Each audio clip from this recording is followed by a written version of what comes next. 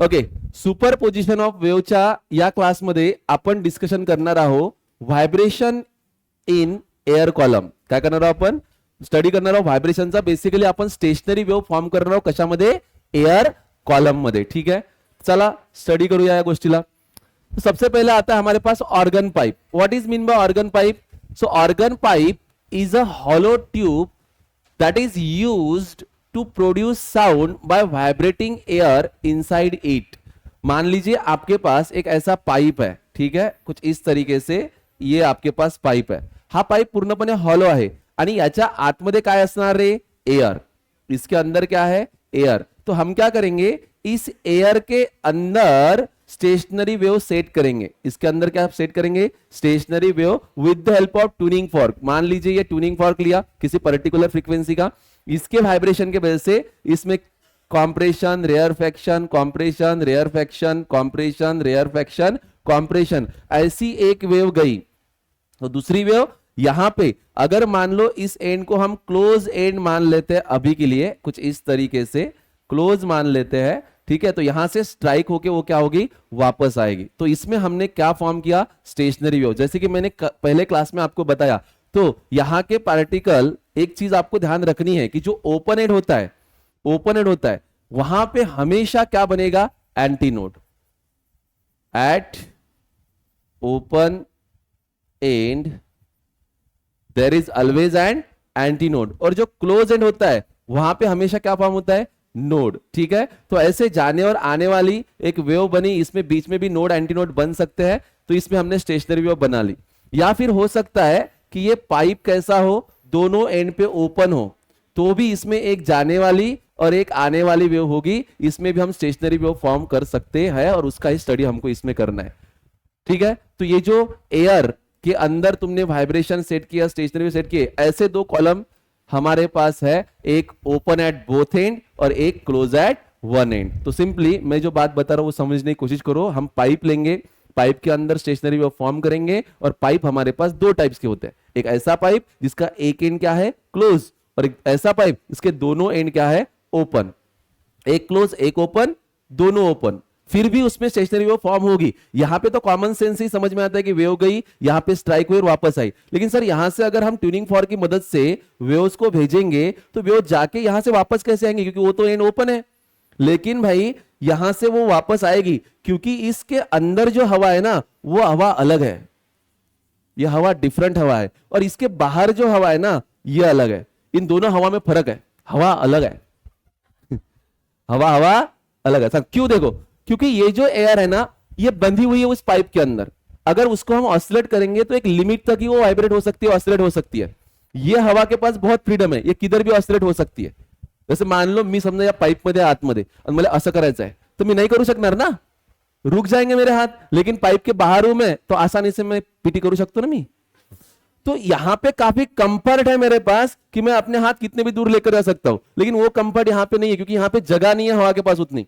तो this medium and this medium is different. दोनों medium अलग अलग है. तो होगा क्या? जब साउंड वेव आएगी और यहां पे इंटरफेस पे स्ट्राइक होगी, interface boundary between two medium, तो भले ही यहां पे इधर भी एयर है, इधर भी एयर है, फिर भी ये दूसरी हवा है, तो यहां से भले ही मैक्सिमम एयर साउंड ट्रैवल होगा, मैक्सिमम एनर्जी चली जाएगी, लेकिन कुछ पार्ट तो क्या होके आएगा? रिफ्लेक्ट होके आएगा. दैट मींस एक आने वाली और जाने वाली वेव वहां पे बनेगी. मतलब इस पाइप के अंदर भी स्टेशनरी वेव बनेगी. तो चलिए दोनों में से पहले पाइप को स्टडी करते हैं. That is modes of vibration in a pipe which is closed eight one and. ये हमने पाइप लिया और इस पाइप के अंदर हम लोगों ने वाइब्रेशन, स्टेशनरी वेव फॉर्म किया. मैंने पहले ही बताया कि जो ओपन एंड होता है वहां पे हमेशा क्या बनता है? Anti node. और जो क्लोज एंड होता है वहां पे हमेशा क्या बनेगा?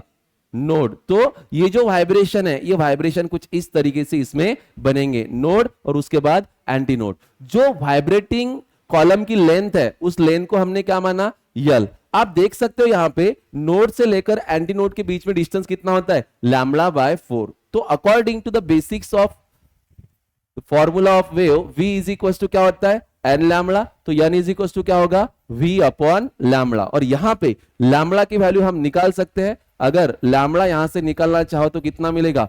4 टाइम्स ऑफ यल. तो frequency n is equal to क्या मिलेगा, v अपॉन 4l। यहां पे v की वैल्यू आप under root T by M put नहीं कर सकते, क्योंकि under root T by M ये फॉर्मूला स्ट्रिंग के लिए है, वेव की स्पीड के लिए है, when that wave is travelling in the string.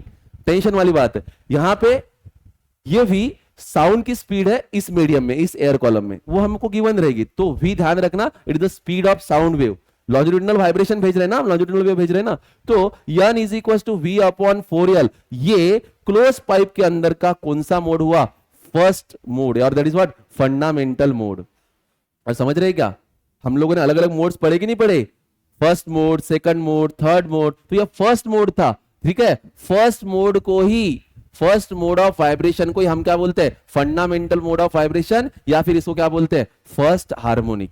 समझ में आ रहा है, कोई दिक्कत नहीं। अब हम क्या करते हैं, इसी पाइप के अंदर फ्रीक्वेंसी अलग जनरेट करते हैं, अलग फ्रीक्वेंसी की स्टेशनरी वेव जनरेट करते हैं। तो हमने देखा कि अब हम पढ़ रहे हैं सेकंड मोड ऑफ वाइब्रेशन। चलिए पाइप के अंदर, लेकिन कौन सा पाइप बच्चों, COP, what is that, close organ pipe. क्या बोलते हैं उसको, क्लोज ऑर्गन पाइप। क्लोज मतलब दोनों साइड से क्लोज नहीं होगा, वो हवा कुठून मारशील, एक साइड ना क्लोज, ठीक है। तो आप सेकंड मोड देख रहे हैं क्लोज ऑर्गन पाइप का, सेकंड मोड ऑफ वाइब्रेशन। चल बेटा, सेकंड मोड ऑफ वाइब्रेशन पढ़ रहा है, तो तुझे पता है v इज इक्वल टू क्या होता है, n लैम्बडा। लेकिन अब ये n नहीं होगा, ये क्या होगा, n1, तो ये होगा n1 लैम्बडा 1। तो यहां से n1 क्या होगा, v अपॉन लैम्बडा 1। लेकिन लैम्बडा 1 क्या होगा, देखो इस पूरे कॉलम की लेंथ में हमने देखा कि यहां पे नोड बनना है, यहां पे एंटी नोड। तो अगर एक नोड एक एंटी नोड बनाते तो पहली केस हो जाती, हमको कुछ अलग करना है, तो एक नोड और एंटी नोड के बीच में हमने दोबारा से क्या किया, एक एंटी नोड और एक नोड बनाया। ऐसा ही बनाना पड़ेगा ना, क्योंकि नोड के बाद एंटी नोड और एंटी नोड थोड़ी बनेगा। तो दोबारा से एक एंटी नोड और नोड बनाया, तो इसमें टोटल लेंथ किसके बराबर हो जाएगी, देखिए ये इतना होता है lambda by 4, lambda by 4, lambda by 4, lambda by 4, कितना 3 लैम्बडा बाय 4। लेकिन यहां की वेवलेंथ अलग है, वो लैम्बडा 1 है, तो मुझे यहां से लैम्बडा 1 कितना मिलेगा, 4l बाय 3। तो ये अगर यहां पे पुट करूंगा मैं, तो n1 इज इक्वल टू क्या हो जाएगा, v अपॉन लैम्बडा 1 की वैल्यू है 4l, और ऊपर क्या चला जाएगा 3। तो n1 इज इक्वल टू क्या होगा, 3 टाइम्स ऑफ, और v अपॉन 4l को पूरा देखा हुआ है कहीं, तो ये तो पहला मोड ऑफ वाइब्रेशन है ना, जिसको हम क्या बोलेंगे, फर्स्ट हार्मोनिक या फिर बेसिक टोन इसका। तो इसको लिखेंगे हम n। तो आप यहां पे कह सकते हो कि n1 मतलब ये second mode of vibration in a close pipe क्या कहलाता है, ये तो होगा फर्स्ट ओवरटोन। फर्स्ट ओवरटोन क्यों, क्योंकि फंडामेंटल फ्रीक्वेंसी के बाद जो पहला है आता है उसको फर्स्ट ओवरटोन बोलते हैं। तो फर्स्ट ओवरटोन, या फिर इसको क्या बोलेंगे, थर्ड हार्मोनिक। सेकंड नहीं, तीन वाले थर्ड, तो इधर क्या आएगा, थर्ड हार्मोनिक। यही इंपॉर्टेंट बात आपको ध्यान में रखनी है कि क्लोज पाइप के अंदर जो हमारे पास फर्स्ट ओवरटोन होता है वो कौन सा होता है, थर्ड हार्मोनिक। ठीक, चलो इसको और अलग तरीके से वाइब्रेट करते हैं। Now next mode of vibration की बात करते हैं, ठीक है। और इस नेक्स्ट मोड ऑफ वाइब्रेशन में हमने देखा कौन सा मोड होगा, ये third mode of vibration, third mode of vibration. चलिए थर्ड मोड ऑफ वाइब्रेशन हमने देखा कि यार v इज इक्वल टू क्या होता है, n लैम्बडा। तो n2 तो हो गया, अब क्या होगा, n3 लैम्बडा 3, ठीक है। तो यहां सॉरी n1 हो गया ना, n2 लैम्बडा 2, तो n2 कितना आएगा, v अपॉन लैम्बडा 2। इधर देखो कितने नोड्स बन रहे हैं, 1 2 3 नोड, और anti node 1 2 3, 3 node 3 anti node के साथ वाइब्रेट हो रहा है ये पाइप। तो लैम्बडा बाय 4, 2 3 4 और 5 लैम्बडा बाय 4 के बराबर रहा है। तो यहां से लैम्बडा 2 मिल गया 4l बाय 5। पुट कर देते हैं, n2 is equal to v upon 4l, और इधर क्या आएगा 5। लेकिन v अपॉन 4l तो देखा देखा सा है, उसको हम क्या कहेंगे, n। तो ये होगा n2, बोलू नका, 5 टाइम्स ऑफ n। तो सेकंड ओवरटोन क्या होता है इसमें, फिफ्थ हार्मोनिक। समझ रहे हो क्या, तो बस इसको नाम दे दो, ये हो गया तुम्हारा सेकंड ओवरटोन। स्ट्रिंग में सेकंड ओवरटोन क्या होता था, थर्ड हार्मोनिक, लेकिन इसमें क्या है, सेकंड ओवरटोन फिफ्थ हार्मोनिक। यानी इसमें सिर्फ कैसे हार्मोनिक प्रेजेंट है, देखो फर्स्ट हार्मोनिक प्रेजेंट है, देन सेकंड है क्या, नहीं, डायरेक्ट थर्ड है, थर्ड के बाद डायरेक्ट क्या है, फिफ्थ, यानी कि इसमें खाली ऑड हार्मोनिक प्रेजेंट है, इवन प्रेजेंट नहीं है। ये ऑब्जेक्टिव में आ सकता है कि the for close organ pipe only, और नीचे ऑप्शन देगा वो odd and even present, only even present, only odd present, तो ये आपको ध्यान रखना है। ठीक है, तो चलिए अब इसके बारे में एक नोट यहां पे है, देखो ये यन टोन के भाषा में बताओ, what is this, basic tone, fundamental mode है ना वो, तुम्ही लक्ष द्या रे, सोपा आहे, तुम्ही लक्ष देत ना म्हणून भारी वाटते ते। N1 first overtone, second overtone, और इसके हार्मोनिक देखो, हार्मोनिक क्या आएंगे, first harmonic, third harmonic, fifth harmonic, तो सिर्फ कौन से हार्मोनिक प्रेजेंट है इसमें, ऑड हार्मोनिक। ठीक है, only odd harmonics are present, so we can conclude that in a pipe close at one end only odd harmonics are present. तो यहां पे एक नोट और है कि अगर मैं ऐसा करते करते फर्स्ट ओवरटोन, सेकंड, थर्ड, ऐसे करते यंथ, यंथ ना कहते हुए पीथ कहूंगा मैं, क्योंकि यन सिंबल हम लोगों ने फ्रीक्वेंसी के लिए लिया है, तो पीथ ओवरटोन निकालना है तो क्या आएगा, जैसे मुझे चाहिए थर्ड ओवरटोन चाहिए, तो क्या होगा 2 टाइम्स ऑफ 3 + 1 इंटू क्या आएगा यन, 7 हार्मोनिक। तो जो थर्ड ओवन होता है वो क्या होता है, 7th हार्मोनिक, ये फॉर्मूला।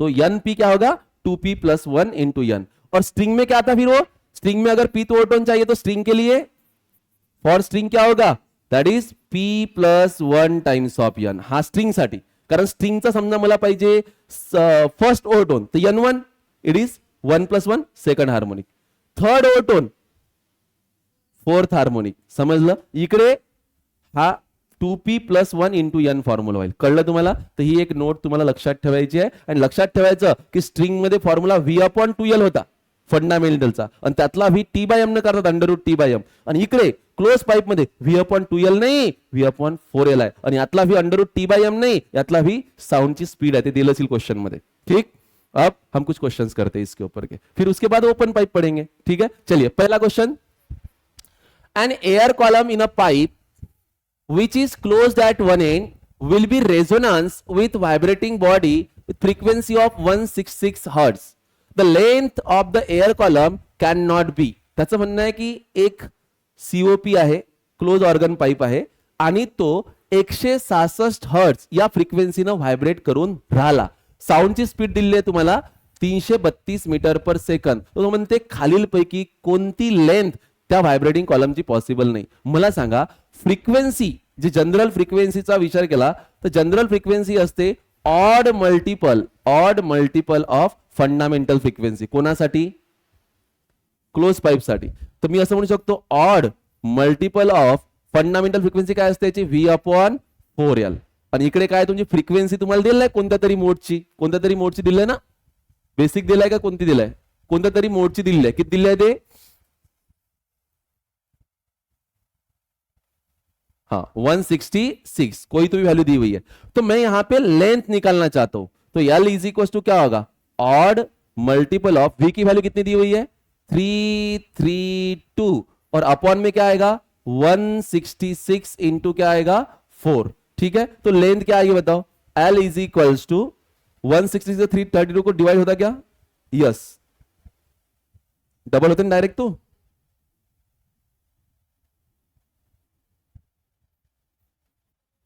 डबल होते हैं डायरेक्ट, है ना, और डिवाइड में क्या होगा 2 2 = 4, तो क्या आएगा L = odd multiple divided by 2, ये L पॉसिबल है। अब ऑड नंबर क्या है, 1 हो सकता है ऑड नंबर, तो लेंथ क्या हो सकती है 0.5 हो सकती है, 0.5।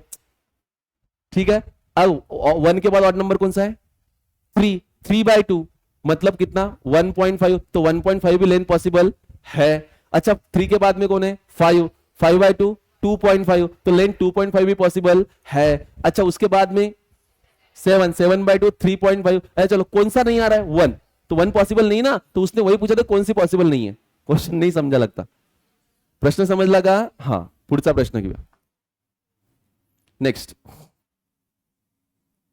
बोल रहा है if the length of a close organ pipe COP is 1 metre and velocity of sound is 320 metre per second, find the frequency of second overtone.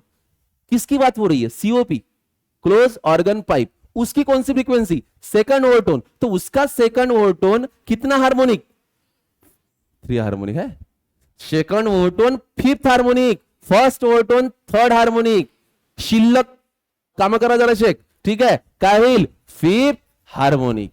अबे तेरे को एन का फॉर्मूला पता है, v अपॉन 4l, तो ये 5, v की value कितनी है 320 डिवाइड में 4, l कितना है, l है 1, हाँ 4 4 8 32, 8 पंच 40, तो हाँ विल 4 से, तो उसकी सेकंड ओवरटोन की फ्रीक्वेंसी कितनी हो जाएगी 400 हर्ट्ज। उम्मीद है बात समझ में आई। ठीक है, नेक्स्ट क्वेश्चन पे चलते हैं। ये पूछ रहा है the length of the close organ pipe is 1, तोचा है का 1 metre, at which frequency resonance will not occur. तो उसने बोला ऑर्गन पाइप की लेंथ इतनी है और इसमें से कौन सी फ्रीक्वेंसी के है जहां पे रेजोनेंस होगा ही नहीं। तो यार देखो फंडामेंटल फ्रीक्वेंसी का फार्मूला क्या है इसमें, n is equal to v upon क्या होता है 4l, v कितना दिया हुआ है 320 और 4, l कितना दिया हुआ है 1, तो हाथ 4 8 32, तो फंडामेंटल फ्रीक्वेंसी कितनी है 8 हर्ट्ज, है ना। अब हमें पता है कि जो पाइप होता है, क्लोज पाइप होता है, उसमें फंडामेंटल के बाद में ये फर्स्ट हार्मोनिक है, तो उसके बाद में क्या होता है थर्ड हार्मोनिक, उसके बाद में फिफ्थ हार्मोनिक, उसके बाद में सेवंथ हार्मोनिक, उसके बाद में नाइन्थ हार्मोनिक। तो यन तो तेरे को पता है कितना है 80, तो 3n कितना होगा 8 3 24 240, हा किती 8 पंच 40 किती होईल तो 4 से 7 8 8 7 5 6 0, ऑप्शन चेक करून घ्या आता। तुम्ही 300 400च्या वर चालले गेले म्हणजे ह्या व्हॅल्यू पॉसिबल आहेत, यातली 80 आहे पॉसिबल, 240 पॉसिबल, 300 400, मग 300 नाही, तुम्हाला जे पॉसिबल नाही ते विचारलं, आकडे जोपर्यंत जेवढे असतील तोपर्यंत जायचं। ठीक, नेक्स्ट ये क्वेश्चन है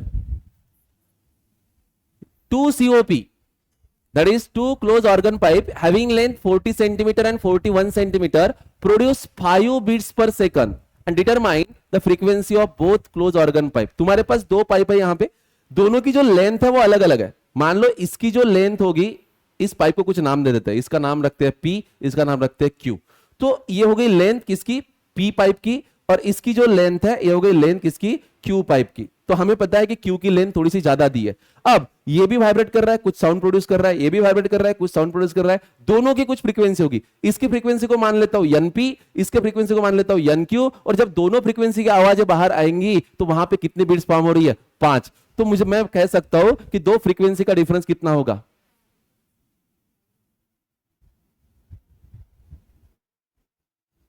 नाव न कूल काम शकुनी मामाचं। ठीक, तर आता बघा लेंथ आणि फ्रिक्वेन्सी रिलेशन असते इनवर्स, जे लेंथ जास्त ते फ्रिक्वेन्सी कमी, तर मग डिफरन्स घेताना मी कोणाला मागे लिहिणार NQ ला, तर मी असं लिहिल NP minus NQ is equal to कितीला नाही बाळा 5, बरोबर आहे।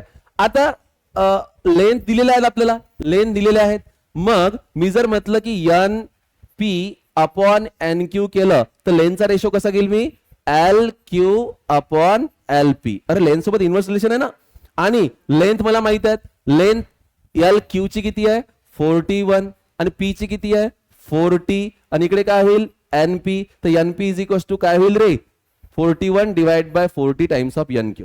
ठीक, आता या इक्वेशन 1 मध्ये जर ह्या पुट केला तर इक्वेशन 1 काय इंप्लाय होईल पहा, NP ची व्हॅल्यू लिहितो मी 41 divide by 40 times of NQ minus NQ खुद, और इज इक्वल टू क्या होगा 5। अब 41 NQ उधर जाएगा तो क्या होगा 40 NQ, तो 41 NQ माइनस 40 NQ, तो यहां पे रहेगा NQ अपॉन रहेगा 40 और इज इक्वल टू रहेगा 5। तो बोल NQ की वैल्यू कितनी आएगी 40 मल्टीप्लाई में जाएगा 5 4 पंच 20, तो हा किती होईल 200 हर्ट्ज। और अगर NQ 200 हर्ट्ज है तो मुझे यहां से NP मिल जाएगा, NP is equals to, again equation 1 को इंप्लाई करता हूं, NP minus 200 is equals to 5, तो NP कितना आएगा बच्चा 205 हर्ट्ज। उम्मीद है बात समझ में आई, और आपको दोनों पाइप की फ्रीक्वेंसी ही निकालनी थी। ठीक, अगले क्वेश्चन पे मूव ऑन करते हैं। This is the next question on your screen. The two nearest harmonics of tube close at one and and open at other end are 200 hertz and सांगा बरं answer तुम्ही करून दाखवायचं 220 hertz and 260 hertz। What is the fundamental frequency of the system. इसने बोला देखो एक pipe है, बहुत अलग अलग फ्रीक्वेंसी, उसकी नेचुरल फ्रीक्वेंसी तो बहुत सारी हो सकती है, उसमें की दो एडजस्टेंट फ्रीक्वेंसी दी है, एक दी है 220 हर्ट्ज और दूसरी दी है 260 हर्ट्ज. ह्या एकदम एकमेकीच्या जवळच्या आहेत. आणि तुम्हाला माहित आहे की जर क्लोज पाईप आहे त्याच्यामध्ये पॉसिबल व्हॅल्यूज कोणत्या कोणत्या असतात. एक फंडामेंटल, नंतर third harmonic, fifth harmonic, seventh harmonic, ninth harmonic. अरे समजलं का. आणि कुठल्याही दोन मधला डिफरन्स किती असते रे. 3 मधून 1 गेला किती 2n, 5 मधून 3 गेला किती 2n, 7 मधून 5 गेला किती 2n. मतलब कोई भी दो का डिफरेंस कितना होता है 2n. तो इन दोनों का डिफरेंस भी कितना होगा 2n. तो बेटा 2n is equals to 260 minus 220. तो कितना बचेगा बच्चा, इट इज 40. तो 2n अगर 40 है तो n कितना होगा 20 हर्ट्ज. तो उस पाइप का फंडामेंटल फ्रिक्वेन्सी कितना होगा 20 हर्ट्ज. असे आपण स्ट्रिंग मध्ये पण घेतलेत एक दोन प्रॉब्लेम. ठीक, ओके. नेक्स्ट क्वेश्चन है ये, the number of possible natural oscillations of air column in pipe close at one end of length इतकी whose frequencies below 1250 hertz are. देखो वो क्या बोल रहा है कि तुम्हारे पास एक पाइप है जो कि क्लोज है और उसकी लेंथ तुम्हारे पास है 85 सेंटीमीटर, जिसकी फ्रीक्वेंसीज बिलो दिस, याची मॅक्झिमम फ्रीक्वेन्सी तुम्हाला एवढी दिली आहे. ठीक आहे, म्हणजे या फ्रिक्वेन्सीच्या खाली किती त्याचे मोड्स बनतील हे तुम्हाला सांगायचं आहे. मला एक गोष्ट सांगा, तुम्हाला क्लोज पाईप साठी फंडामेंटल फ्रिक्वेन्सीचा फॉर्म्युला का माहिती आहे V/4L. व्ही किती आहे तुमच्याकडे 340.